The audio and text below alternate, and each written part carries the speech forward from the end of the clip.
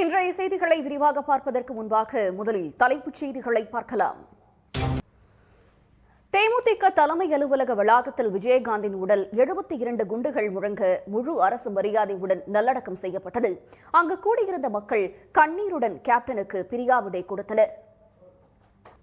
தேமுதிக நிறுவன தலைவரும் நடிகருமான விஜயகாந்த் உடலுக்கு திரைப்பிரபலங்கள் பலரும் நேரில் சென்று கண்ணீர் மல்க இறுதி அஞ்சலி செலுத்தினர். புதியதாக கட்டப்படும் நடிகர் சங்கத்திற்கு விஜயகாந்தின் பெயர் சூட்ட வேண்டும் என்று திரைத்துறையினர் கோரிக்கை விடுத்திருக்கிறார்கள். இனி முக்கிய நிகழ்வுகளை துல்லியமாகவும் துரிதமாகவும் வழங்கும் விறுவிறு செய்திகளை பார்க்கலாம். மதுரையில் இருந்து சினிமா கனவுகளோடு சென்னைக்கு புறப்பட்டு வந்த விஜயகாந்தின் திரையுலக பயணம் அசாத்தியமானது. கௌரவ வேடத்தில் நடிக்க தொடங்கி ஆக்ஷன் ஹீரோவாக உயர்ந்த விஜயகாந்தின் திரையுலக பயணத்தை இப்போது பார்க்கலாம். சேலம் பெரியார் பல்கலைக்கழக வளாகத்தில் பூட்டர் என்ற தனியார் நிறுவனத்தை தொடங்கி முறைகேட்டில் ஈடுபட்ட வழக்கில் கைதான துணைவேந்தர் வீடு மற்றும் அலுவலகத்தில் அதிரடி சோதனை நடத்தப்பட்டது. பதிவாளர் வீடும் சோதனைக்கு தப்பவில்லை. சோதனையின் போது முக்கிய டிஜிட்டல் ஆவணங்கள் சிக்கியிருக்கின்றன. அடுத்து கைதாக போவது யார்?